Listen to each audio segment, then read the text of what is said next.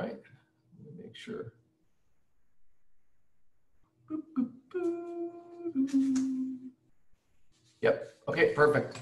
So let's review where we've been, where we're going. So we talked about all this getting started stuff, right? Everybody knows that this is a practice 2 class. It's one of 4 classes. We're taking a little out of order if you're coming in the fast track, but that's no big deal. We, everybody got the books? Everybody? Except for the addition. Pardon? Except for the extra 2 little books that we have to get. They're cheap. They're easy to get. Just order them off Amazon, or if you're having problems, let me know, but we got to get them. We're not going to start using them until about the second half of class, but just go ahead and get them. Tiffany said her computer froze up. She's trying to get it back. Yeah, that's another way of saying The Young and the Restless is on, and she doesn't want to miss it. By the way, one of their characters died this week. Probably committed suicide. Bless his heart. He just didn't recover from his son. His son committed suicide. Yeah. Yeah, we'll talk of such things a little bit later on. I used to. I had to, as part of my legal obligation to my wife when I got married. She was watching 3 soap operas, so my negotiation was I would watch 1 soap opera with her, and she would cut down. So the good thing about watching The Young and Restless is you can leave it and come back 3 years later and it's exactly the same. That's right. So I watch Days of Our Lives once a week, and that's on Fridays, and you can't miss it in a week. Because this guy who passed away, I thought, oh, I remember seeing him from 3 years ago. And then I look, and he's been on it 20 years. Oh my gosh. So you know what your expectations are for the program. We know about the competencies, that is the things we have to be good at in order to become a social worker and how they're integrated into all the curriculum. And you got this other various information. All of our friends online know how to find the Zoom link.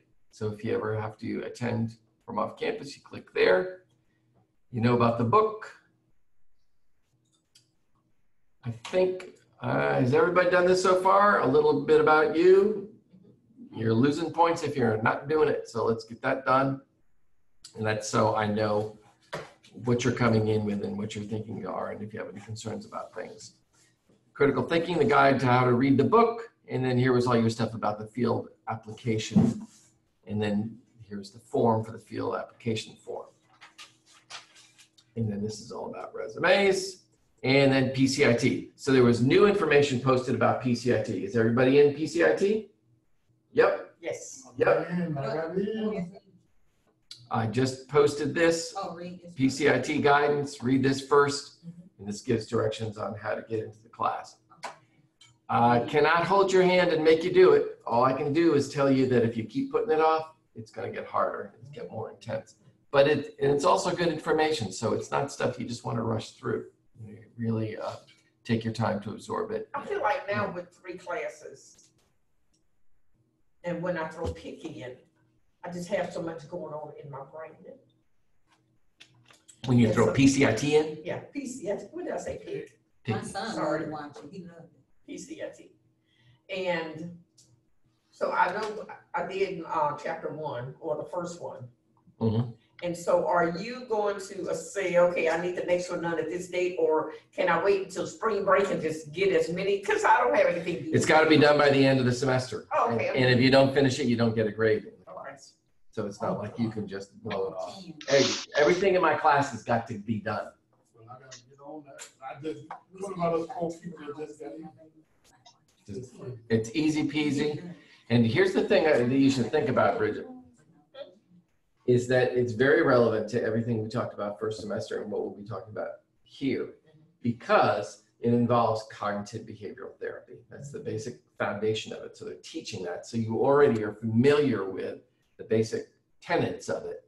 And so you're seeing actual clinical applications of it. So that's the important piece that can keep you engaged with it, is you're learning how to teach people about cognitive behavioral therapy. They're calling it PCIT, but what they're doing is applying those techniques and that research to helping a mother and a child interact with one another in order to make things work. All right. So then, we talked about some of the basic things for what makes social work special and different from all other places. So for the new folks, this was emphasizing that we don't give advice. We are dealing with people that if it was easy to give them advice and change their lives, somebody else would have done it. Right. So therefore, we take a different approach. We don't talk about ourselves. We don't tell people what to do. What we do is listen, really listen. We try to understand the client's world. We try to get into their pie. What's pie? Person and environment. There we go. Now I'm looking for our new people to say that. Person and environment. And that's all about new people. These two things. What are all these little dots here that I put around that person? They are. Oh, sorry. Too late, they already asked. I'm sorry. Strength and what y'all said, And stressors.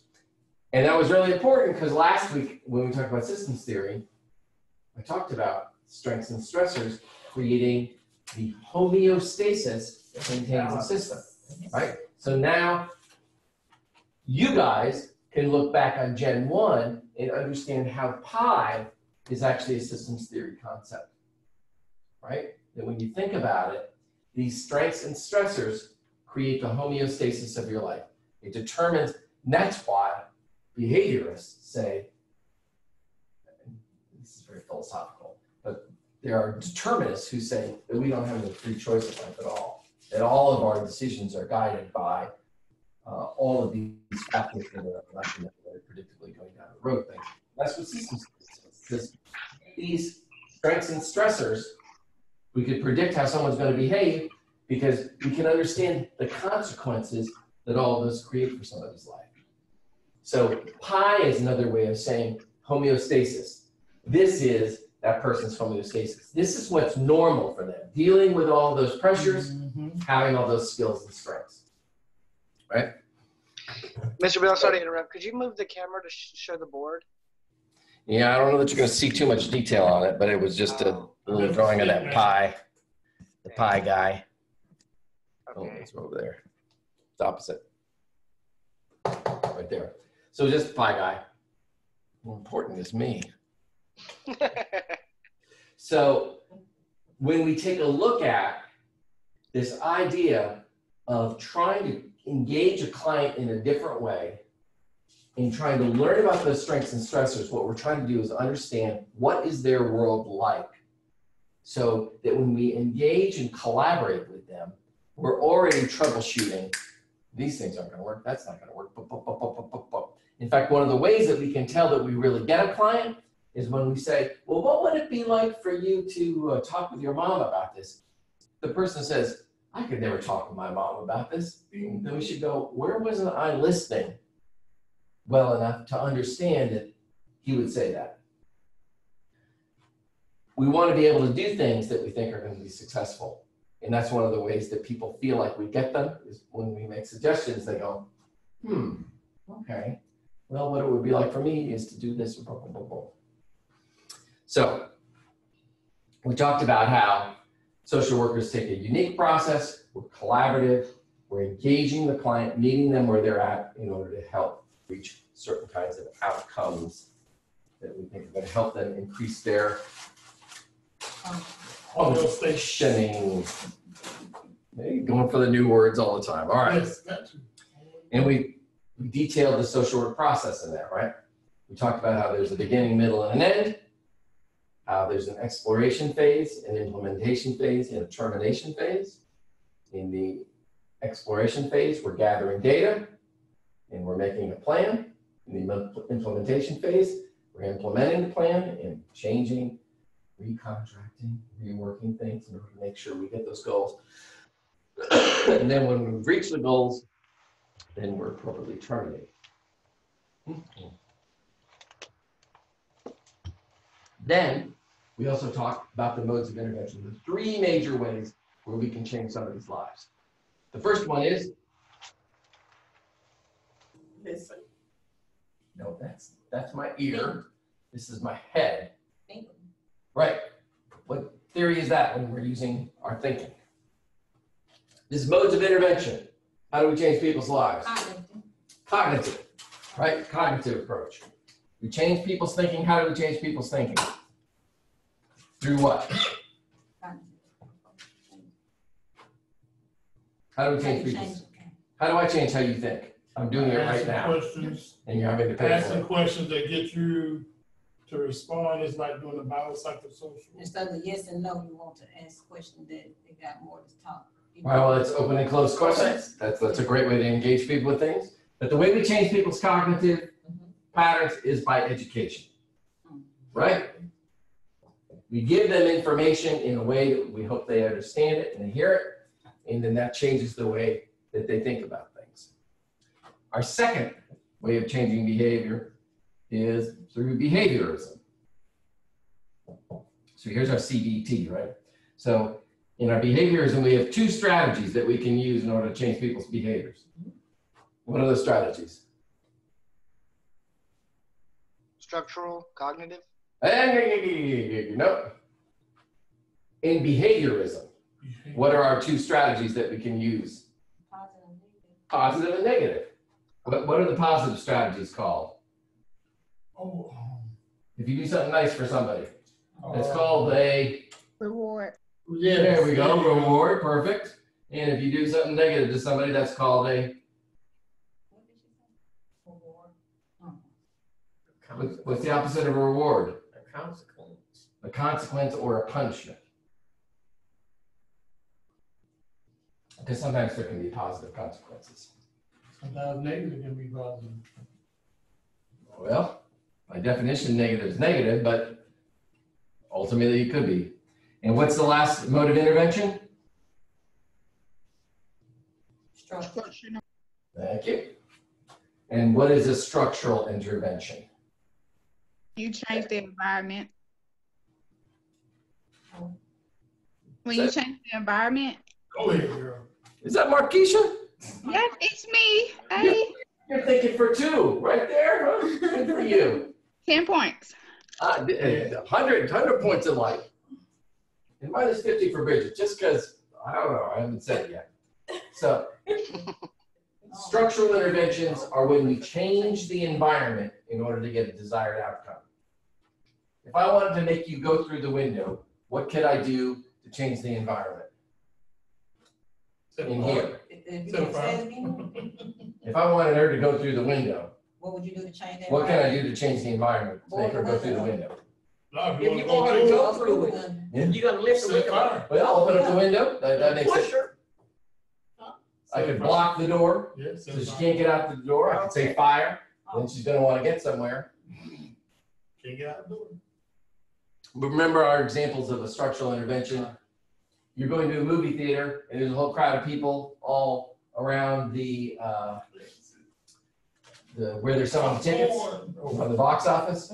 Somebody comes out and they put down those little posts and they create that little rope and they put down two other posts. All of a sudden you create a structural intervention because you've said you have to go through this line in order to get these things.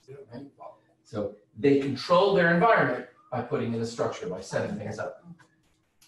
Also said highway medians are a great example of a structural intervention. It stops people from going across the median to have a head-on crash with somebody else, right? So we stick them in the highway and we hope that people bounce against them and stay with traffic. They're still gonna get hurt, but maybe they won't get killed.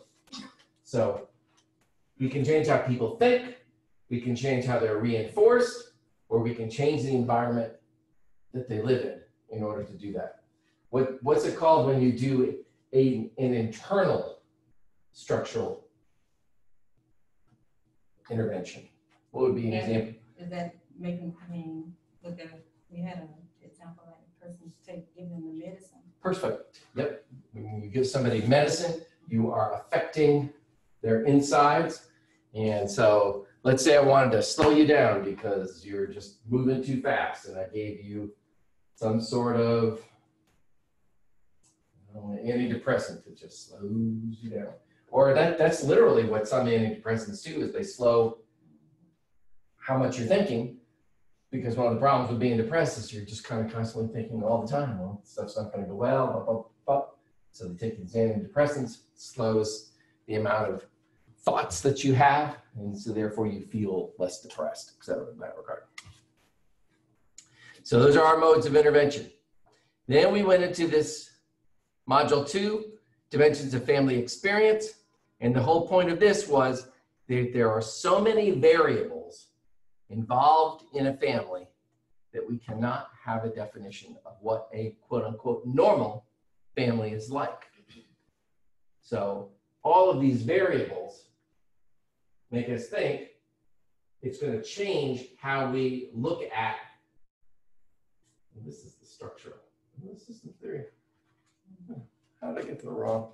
I'm trying to do variables.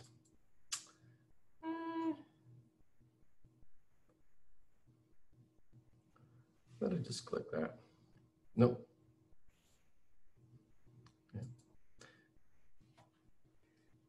Remember that there's so many factors involved in a family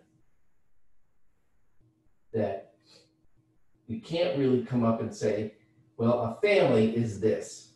Because we can't even say family is who you're related to. No. May not be blood, right?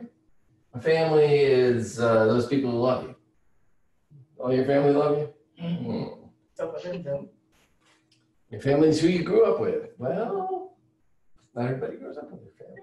Okay. So all these different factors, each one of these things you can say, could this be different for somebody else? And then you go, yeah. So then I said to you, from a social work perspective, what I want you to think about is the outcome that you want to achieve. So if there's a problem with a group, I want you to think, what's the outcome that I want to achieve? And who are the people that are involved with that system in order to get that outcome? It's a different way of thinking about it, right? Because right now, what I'm saying, what's not important is who everybody is. What's important is, are they involved in the outcome I want to achieve? And then I'm going to call those people the family.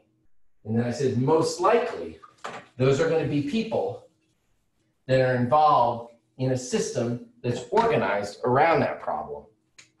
And I said, what I'm most interested in are the people involved in this private system within the two walls at a home. And who are those folks that are organized around a problem?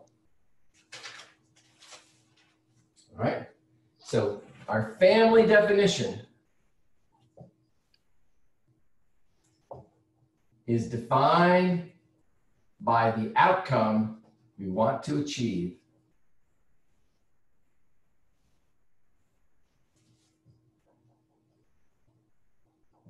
within a given system. It's really important for you to understand this. It's a lot of words. It's a bunch of overlapping concepts. It's not exactly this definition, but I want you to get it. I want you to wrap your head around it like Professor Dunn might say. Not that I'm any Professor Dunn, but I'm just telling you. If I was, I might say, wrap your head around it. Does everybody get what I'm talking about? Achieve the outcome. All right? Look at it in your own life. All right? Take any given challenge that you have in your own life. And what I'm saying is, if I want to help you as the social worker, I not only need to engage you, but I need to be able to engage or at least consider the whole system of people and factors that are involved with that problem in order to make an impact on it. And then I reinforced that last week by introducing systems theory. Because in systems theory, I said, this system that's organized around a problem, it stays stable. It is a homeostasis. It's a same state. That a problem in a family is always normal. And what we have to figure out is, what is the system that's organized around the problem in order to be able to impact it to get a new outcome. Everybody with me? Give me a hallelujah if everyone's following. Hallelujah. Hallelujah. Praise Jesus. Yes, sir. Because all this stuff's really important because it's a different way of thinking about problems.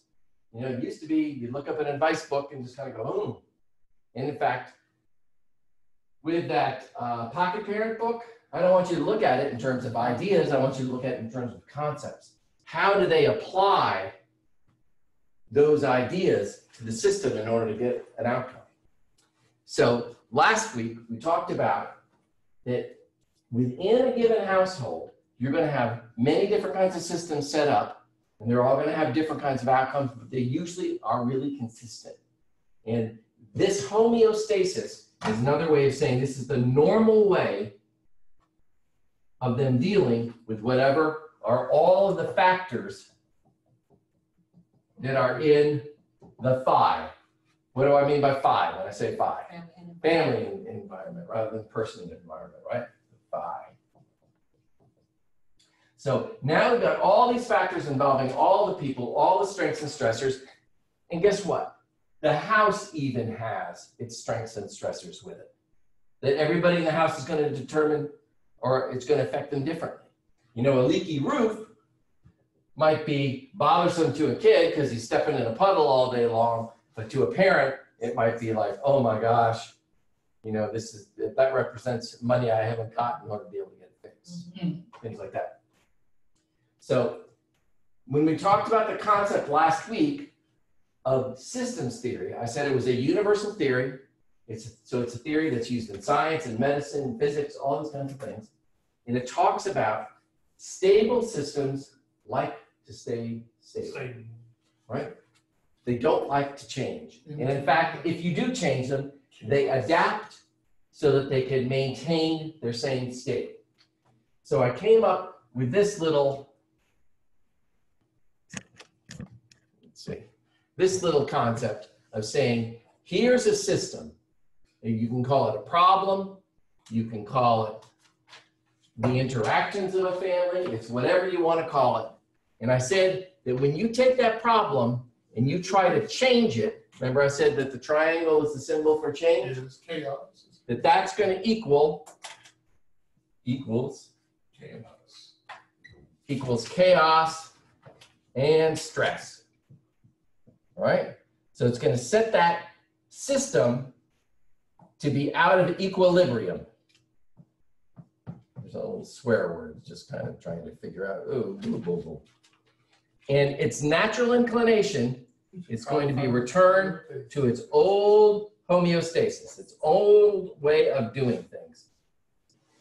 It may adapt to certain things, but the point is that it wants to return to the way it was. So when we see this in terms of people's behavior, we can predict that when we try to create change, there's going to be resistance against it because it's going to cause anxiety and stress, and that people are going to want to go back. And I told you that if you want to get a new homeostasis, you needed two important factors in order to do that. What are those two important factors? Maintenance and reinforcement. What does maintenance mean? Sticking to it. Sticking to what? New situation. Sticking to the change, right? You got to do the change all the time. And what's the big piece about reinforcement?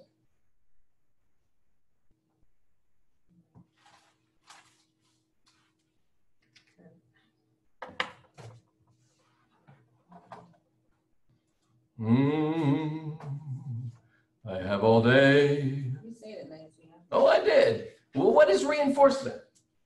Remember we just drew that out there? Positive and negative reinforcement. What was I saying about that?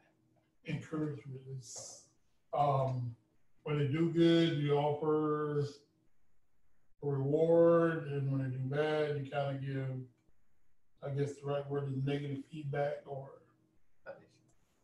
I would say negative. Well, there has to be a consequence of the change that is significant enough that people will want to maintain it on their own. So therefore, I can say, well, you're smoking, and I want to help you quit smoking. Well, Well, I can hang around you and make sure that you never get to touch a cigarette. But when you're on your own, You don't smoke that. you're going to have to make a positive choice for yourself. Now, if I told you, if you smoke that cigarette, you're going back to jail, you might see that as a significant negative reinforcement and not do that. If I told you, if you don't smoke that cigarette, I'll give you $1 million, you might go, okay, I don't want I this. won't do that. Without that. I can create a structural environment that prevents you from ever, I can put you in jail. And in jail, you can't ever get a cigarette. Jailhouse. But, you know, the point is that if I want you to maintain this new behavior, you've got to get something out of it so that you want to maintain it yourself. So when we take a look at a family and we are suggesting a change that they want to engage in, we have to realize that they have to have an investment in that going on in order for it to maintain itself. Now, they may not feel that way in the beginning because we can predict as soon as we try to create change for them, they're going to think it's the worst thing in the world. Yes. Just like I was saying, when you're just starting this program and you're coming to class and you're going, oh, can I do this drive? Can I afford this? Can I do whatever? This change is too much for me to deal with, yada, yada, yada. But once you get through it and then you start to think, well, you know, getting a degree is going to help me out in life and I'm enjoying what I'm learning. And therefore, all right, I'll keep it going. I'll keep the momentum going. You know, even though this class may not be the one that actually floats my boat very much, I'm still going to make the effort because I know I've got to do it as part of the program. So getting to this new homeostasis is really important that we remember we have to create the incentive for the client to stay engaged in the process. So because we're talking about systems, and I said in a family, a bunch of people are going to be involved in the system, then we have to start thinking, even though you may be the problem in your family, let's say you're acting out, you're getting in trouble in school, if I've got mom and dad and sister over here, I've got to engage everybody in the process of being able to get to the new homeostasis. And I also know that if I label you as the problem, everybody's going to blame you for all the change that you've had to go through. Because if you have to change your behavior because of her, guess how you feel? Resentful, you know. If she could just get her act together, I wouldn't have to deal with this, right? So we have to create incentives that engage everybody in such a way that they feel like this is a benefit to me to get over there. So you're thinking, how am I going to do this? This is why you're worried about the paper. Well, here's how we do it. We understand the theories by which we're going to work with people, and then we use tools to collect data, then we use those theories to help us guide action plans. So it's going to be a little bit different than Gen 1, which is looking at all of the factors in one person's life. What we're going to be doing is looking at multiple perspectives as to how to assist a family and using those perspectives in order to inform us as to what we need to do in order to help them. All right? So everybody good with all this? Yeah, most of the room there. Scribe in your heart? Everybody online okay? Yes. Yes. 2. 1, 2. Jonathan? Yes, sir. Well, there we go. All right, thank you. All right, so what I'm going to do is start, because you've got to keep thinking of this systems theory as an overarching perspective as to what we want to accomplish, right? You got to keep that in the back of your mind. Now I'm going to start giving you some tools as to how to look at families in order to start knowing exactly what to do with them. This is so cool. Are you tingling with excitement right now? Tingling. Could be a rash, you don't know. Okay. Well, here's my first favorite. This is called the level of family functioning theory, right? And this is what was put in the module last week. If you had the wisdom to read ahead, you would know about it. And the cool thing about this is that it tells you exactly how to jump in with a family in terms of what You guys remember Maslow's Hierarchy. needs hierarchy, right? And Abraham Maslow said that you can't get to people's higher order needs unless you've met their lower order needs first. And so for him, he put survival at the bottom. And survival was your ability to eat, your ability to live somewhere, your health. And if you haven't got those things, then you can't deal with other issues. Above that was safety. And so life-threatening safety is like a survival issue, but safety itself is just, you know, if you're constantly having to look out for what's going to happen to you, you never get on to feeling like, well, I'm going to self-actualize and see what I can do to feel like I'm really who I need to be in the world. Then the third one was belonging, and that was being part of a social community, having individual relationships with people or being part of a community, a bigger community. And then at the top was self issues, where you are what he called self-actualized, where you feel like you're one with the world because you have all of these needs met and you're understanding how you're connected to everyone and everything. This sound somewhat familiar? Look at here, here's all of his physiological safety, love and belonging, esteem, and self-actualization. These are very self sort of things. Everybody remember this theory okay? Mm-hmm. All right. Yes, sir. So this level of family functioning theory is very, very similar. I'm going to call this level 1, level 2, level 3, and level 4. And in here, we're going to learn some interesting things. I'm going to give you a metaphor of building a house. All right? So if you were building a house, your survival is your foundation. What's the foundation of a house? Concrete. Concrete, right? It's the ground. So if you haven't got concrete to build your house on top of, what happens? The house is gonna shift. It's gonna shift and fall down, and it ain't gonna be worth it. So you have to have a solid foundation. So if you get these survival needs met, that gives you the foundation that you can build upon. The next level is the framing. What's the framing when you're building a house? Education. No, when you're building a house, what's the framing? Drywall. Well, it's just the bare structure. It's the skeleton of it. Oh, yeah. So it's the beams, it's all the wood, it's everything. But you can see right through the house because that's where stuff is supposed to be, but it's not there yet. But you can kind of see that's what it's supposed to be. But you haven't got the safety. You haven't got those things put in place. So here, the belonging piece has to do with when you've got all that stuff in, and it represents the windows and the walls. All right? And the important thing about the windows and the walls is that they represent, in our belonging piece, it represents boundaries in communication. Boundaries in communication.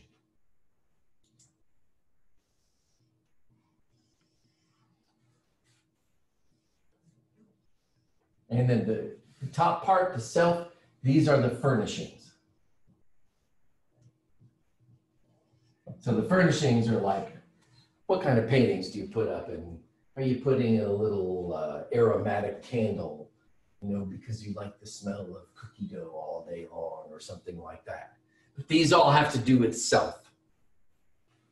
So this is just a metaphor, right? But you guys get how the house is the metaphor? Make sense?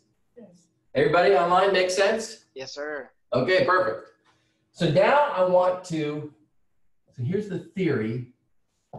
Here's the house metaphor. Now I want to talk about what is the social worker's actions.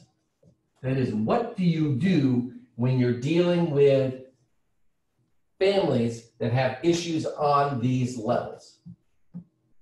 All right? And so the first one, or the first two levels, these are going to be what are called concrete services. That is, you are doing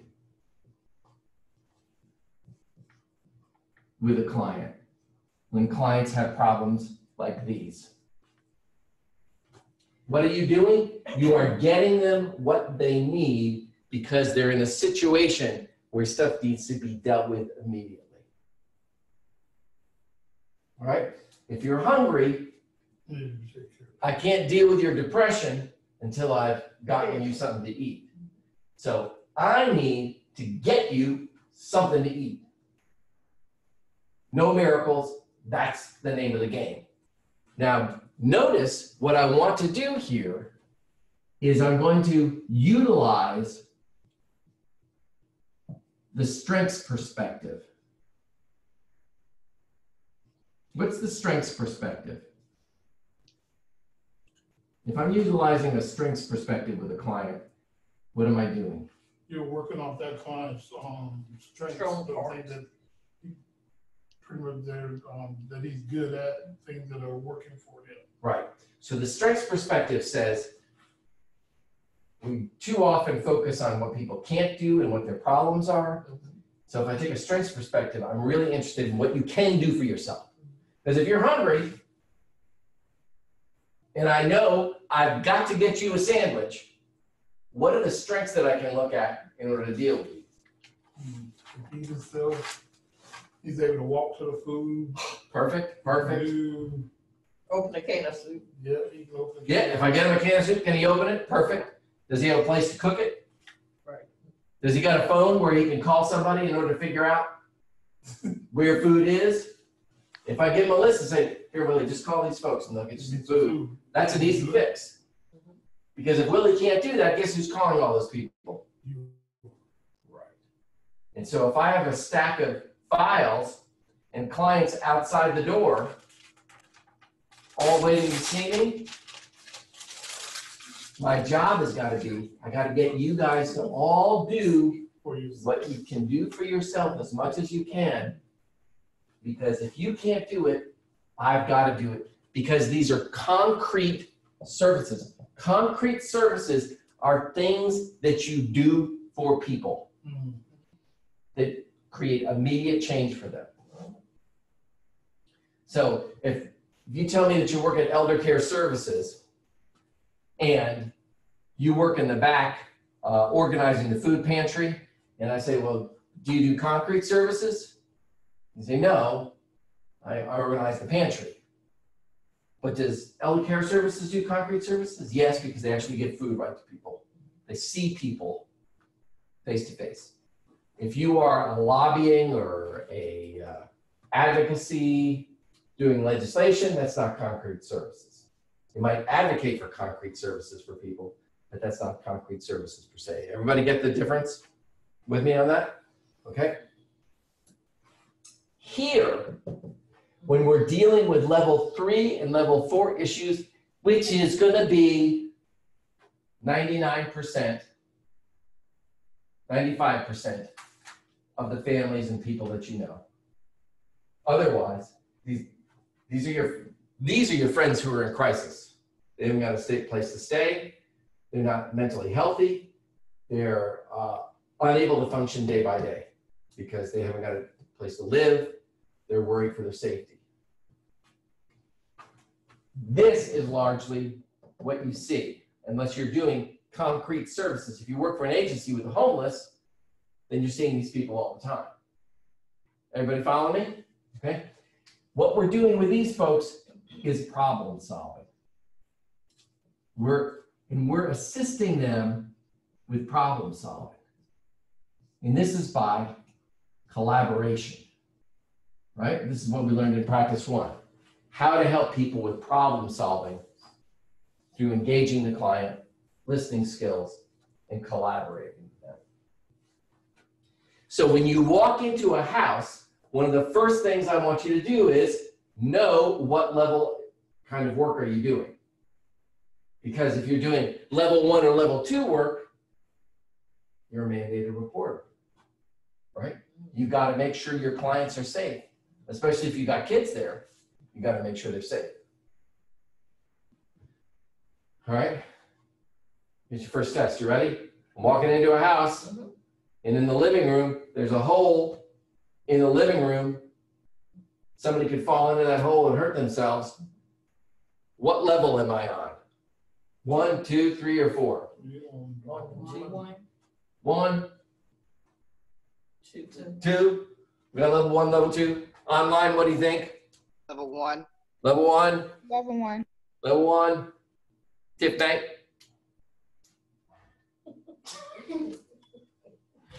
Tiffany. Tiffany. How long is that? Watching Young and Restless, I guess. The answer is 1 and 2. I don't know. Until I learned Talk to them, the phi, the family environment. right? Because what if I say, what happened? And they say, that just happened this morning. We were moving some furniture. It's too much weight, fell through. Willie called his friend Zach, who's a carpenter. He's coming over this afternoon to fix it. False assumption. Don't listen. We're not letting the kids into the room. You know, we told them to stay in the kitchen for the day until this gets taken care of. Okay. What else is going on? Well, not getting along with Willie. He's got a nap due. All right, well, get him up there, right? Yeah, yeah. But if it's like, yeah, baby falls in that thing all the time. He's crawling around the floor, and boom, you know, it's like, okay. Yeah. You know what? We got to get this fixed today, or the baby's going to have to leave the house. Or you got to show me how you can keep that baby safe, because that can't happen again. Get what I mean? So we need to learn the story and the context around the problem in order to know what to do with it. But what with these pieces, with this level of family functioning model, we go in and we gather our data and we make our assessment where we think they're at. So safety, while it can be a level 1 issue, can often be, is usually a level 2 issue when you're worried about your own safety inside the house. So what could be an example of worrying about your safety inside the house? You may fall in the hole. Okay, we're back with the hole, but that's not what I'm talking about. Okay. What would be an example of you being worried about your safety inside the house? If there's a gun laying on the table. Okay, guns. Abuse. Okay, there you go. What is it? Abuse. Abuse. Willie comes home at night, stops at the bar on the way home, depends on his mood when he comes in the house. Jumped on by the wire. Little daughter's trying to get to sleep. Willie comes in, hey, what's happening there? Wake up, I want to talk to you. Daddy, don't let me. You get worried, you're worried all the time. That's a level 2 concern. Because if it affects you functioning, then it's a level 2 concern. Now, if you say, whenever Daddy comes in the house, I click the door, and I'm locked out, he never tries to get in the door, I can handle it. Sexual abuse, always level 1, level 2. Makes us mandated, we gotta do something about it. We have to take immediate action that it can never happen again. It's not like we can say, promise me tonight? No. And one of the reasons that Willie says, oh, you know, I only touched her once. It was when I was drunk. That'll never happen again. But I'm The drinking. reason we don't buy that is because we always think that problems are normal for a family. Problems are in the homeostasis of a family. Everybody get that? That's really important. Because if you feel like a problem is an aberration, oh, he just lost his temper this one time, then we're believing that he had a unique situation that caused a unique reaction. Whereas what we're dealing with, like in statistics, right? We're dealing with the normal curve. What happens most of the time? Distribution. So when we see a problem occur, we assume this is what's normal for these folks. It's also the reason why we think this isn't normal for me, because it's not my homeostasis. It's not the way I lived. You know, when I'm around people who yell a lot, I'm like, well, that's weird. They must be strange because I didn't grow up with that. However, the bottom line is that's what's normal for them. You know, I was looking at the news last night and the young man that was kicked off of FSU football team, the Yep. video. DeAndre Yeah. Francois. Yep. Yeah, and he kept saying, I'm gonna slap you again. And he kept saying, I'm gonna hit you again. And the videos just kept saying again, thinking, you just messed yourself up. Because now it sounded like it's normal. Yes. And that's a system. If his girlfriend's not there, he can't hit her, right? So she engaged also in that system. And this is not blaming people for being abused. It's us, because this is not about judging. I'm not interested about judging. If I was DeAndre Francois, social worker, my goal is how can I get him the outcome that I want to achieve? And the first one would be, just stay away from that girl, because when you're with her, you want to hit her. Yeah. You know, let's get a little insight into that, what goes on with that. You know, and then same question for her. She'd gone be a refuge house and in a group thing, and I'd say, what is it that makes you want to return to somebody that may treat you that way? And then breaking that down, and whether they could ever reconcile, I don't know. But the bottom line is that when I hear that, if we hear about one domestic abuse situation and somebody says, oh, it just happened that one time, our job is to think, I'm trained to think differently. I'm trained to think that what happens for you is normal for you in your life. Until you can show me and convince me that you are a different normal than I know, I have to go by the data that's in front of me. Don't ever not believe what you see in front of your eyes. That's objective data. What's the difference between objective and subjective? Objective, you know, and subjective is what you assume or you allow to think or whatever. Sort of. Sort of, okay. Objective means Objective, go ahead. it can be objective. I like. My shirt is red and white. Is that objective or subjective? Objective. That is objective because the shirt is red and tan. Red My pants are tan with a spot. Mine is tan. well, I say red and white. Red and white, yep. Yeah. That is, everybody agrees. That's the reality of it. My shirt is pretty, It's subjective. is subjective. That's my opinion about it, right?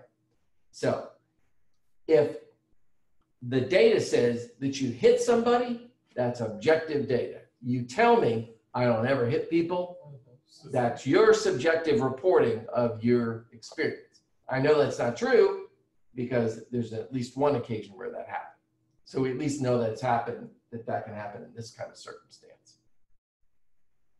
That's why when we have a situation like this guy who's the Virginia governor, and he says, oh, I never do those things.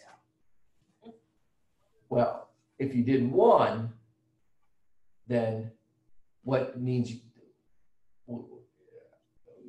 us believe that you weren't involved with other things? However, he has a whole history, ever since he was a physician, of being pro-civil rights, pro-inclusion, you know, not a racist thing said. Could he have gotten himself out of that hole? I think if he had a more skilled PR group, he wouldn't be in the situation he's in. Because if he had said, you know what, up until, and if he cited a time after that, where he had a sort of revelatory experience, he could say, yeah, I didn't see these things as harmful. I did see them making light of other people, but I didn't think it was a big deal. And, you know, I've actually thought it, and he said this as much. He said, I thought I was sort of complimenting Michael Jackson because moonwalking is the hardest thing that anybody can do in terms of dancing. You have to have pretty muscular. And he was like one of the best moonwalkers. And I don't know, he won some competition with it. So actually at the news conference, he wanted to do it to show people. And But his wife said, no, I don't think this is the right occasion. not appropriate. Again, it's context, right? Wow. So This up. what you want to, you know, in those situations, what we look for is, of course, you don't get to that point where you would go blackface and say, well, that was just one time. And what, no, that's a whole lifetime leading up to that where you thought that it was okay. But if you could explain to people how you got to another point and said, boy, I'm really sorry that happened, people might buy into it. I don't know. I don't think any of us are perfect. Nope. We hold this hero myth, No, we don't.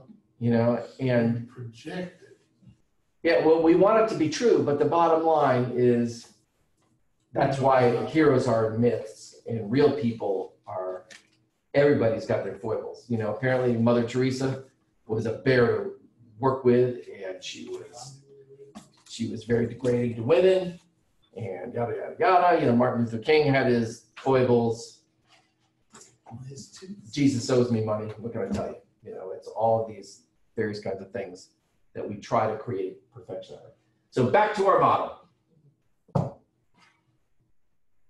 So our level of family functioning model gives us instantly a realization of what we need to do. We walk in and we see that these level 1 and level 2 needs are all met. We know that we're going to be assisting people with problem solving, and we know to shut up and listen and start observing. And that'll tie into another theory that we get to a little bit later on. If we walk in and we see these issues going on, we know we need to be directive. We know we need to get people concrete services, and we need to find out what they can do for themselves in order to get them to help us to help them. Make sense? So you walk into a household and you see a sink full of dishes and roaches crawling all over the place. Time of these. Level 1, level 2, level 3, level 4. I'm starting at 1 again. You got to address that issue. Again, how are roaches a level 1 issue? Roaches carry germs, and so I Do they think have safety children in the now. house? I'm thinking safety now, because roaches carry germs. Do they have children in the house? How many people got roaches in their house? I know Everyone they do, does. because I get sprayed. And raised. It's not looking close enough. I'm You everyone got- does. Don't see, I bet not see, because it's either me or the roach. Start taking Jay. And if it's a roach, that's a big roach because they're taking you out there. Again, it's going to be context. What else would we want to know if we were seeing the roaches that would make us think that there was a safety issue going on? So Willie said children in the house. Okay, so we might think about children. Is a roach crawling on a kid a safety issue? Crawling out of it. They're crawling on it. Possibly, if it's that bad. Crawling out of the kid. Crawling on a kid. Oh, on. I thought you said that too. I was like, It can be, it can get in the What'd you say, Jonathan? Yeah, yeah. I mean, possibly. I mean, it also. I mean, like anybody can have roaches. I mean, even a clean house can have roaches. So it depends. Like, what is the scenario? Is there food left out everywhere? Is there potential for bacteria and disease? If it's a clean house, but a roach has a kid on them, I don't think that it's bad. But if the house is really bad, and then there's roaches like crazy infestation, well then that kid, Yep. We agree. okay. She already said it's either her or the roach, and it could be if it was a roach, that might be a big roach. So don't be giving him a hard time. So here might be a consequence where I might be concerned. Okay. We're in a house, it's filthy. And when I mean filthy, I mean you can see piles of dirt and cluttered clothes and things. There might be dog feces on the ground, nobody's picked it up. I see a baby sitting over there, and I see a roach crawl onto the baby. And what I do is instead of looking at the baby, what I do is I look at the mom or the dad and see what they do. Yeah. If they don't do anything, It's happened then before. that's a safety issue. Why? Because that's a system that's normal is that it's okay for that to happen. Now, can I prevent roaches in everybody's household? No. Can I prevent them from getting on a baby? No. But can we educate people that if that happens, you gotta get that off the baby because that's unhealthy? Yes. And if the parents don't know that, then that then becomes a safety issue in terms of that context. Make sense? So many stories, yeah. This is taking me back to so many situations when I worked at home health. So can you think of a situation that's a level 1 or 2 situation that you Yes. walked into? All right, Yes. what, can you describe it for us? This is true story, no names, or I can't even remember them right now. But I sent out a staff. She was a CNA, but CNAs can also do homemaking and cooking and respite care. So she went out to this elderly lady's home, and she ran in the office, and it isn't funny, y'all, but she ran in the office. She was hysterical because she said the roaches were so bad that the children, little toddlers, not even in the school yet, walk around with long sticks out of trees, like little branches, beating the roaches off of each other. And they were dripping from the ceiling, and that is 1, 2, the whole board to me. But it's terrible. And of course, she had to do a report. We had to call it in APS there in Florida. But it was a terrible situation. And grandma was unfortunately used to that environment. Well, and that's one of the important pieces of this whole thing for us is that while our instinct is to judge it, Yeah. get over it quick because your goal is to help it. You need to help that system become a new homeostasis. So when you do that, you got to figure, how do I approach people with this? Yeah. How do I do? This is why if you're ever going to do a removal of a child from a household, you're disrupting their homeostasis big time. And how you do that can make a big impact on the outcome, which you eventually want to have, which in the state of Georgia is to reunite that child back with his family. Those so that children they're didn't safe. have a problem with roaches. They did not have a problem. Right. Well, everybody was brought into that homeostasis. So you coming into that and saying, hey, guess what? These kids got to be removed until those roaches are taken care of. It's going to be a big upset to that. So you got to figure out, how could I do that? How could I approach this in such a way that I get the outcome that we want to achieve? I remember it so well. The grandma terminated all of our services. I bet.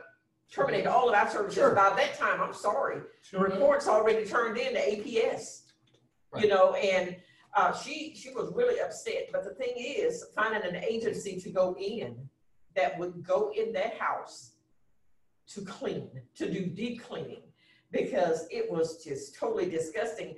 But grandma refused to leave her home. She's been there 50 years or so. And it was just a terrible situation. But that's just one of many. That is one of so many that But, you know, when you look at that main kind of credo I've thrown at you, help isn't help unless it's helpful. Yes. You know, there's two angles to it of that. You know, one was that you provided help in terms of drawing attention to the problem, but that was not perceived by the client as being helpful. No. So the ability to engage her and say, here's something that I have to address, and also what can I do for you to make this easiest and to help you get what you want. You know, that's the way we want to be different than everybody, because anybody can go in there, cops can go in there and see that and go, okay, boom, just report it, it's done, it's out of their life. But if we want to maintain folks as our clients, then we have to be mindful. How do we change their homeostasis in such a way that we can keep them engaged, keep them working with us, and get an outcome that serves everybody's self-interest? So this is one of my favorite theories, because it instantly tells you what you're doing with the family. And usually 99% of the time, what you're doing is being quiet. Because the more you talk with these folks, the more you become part of their system and influence it. Because the first part of working with a system is to be able to accurately observe it. Make sense? Because if I can't see how it works, I don't know how to help change it. And if all of a sudden I walk in and I'm a big disruptor to the system, all I'm seeing is how they look when they're disrupted. So the first thing we got to do is go in and be the observer of what's going on. Cool? That's good to know. And sometimes, so I grew up kind of poor, right? And we had roaches and everything in a trailer. And it was bad to the point that they were on the ceiling like that.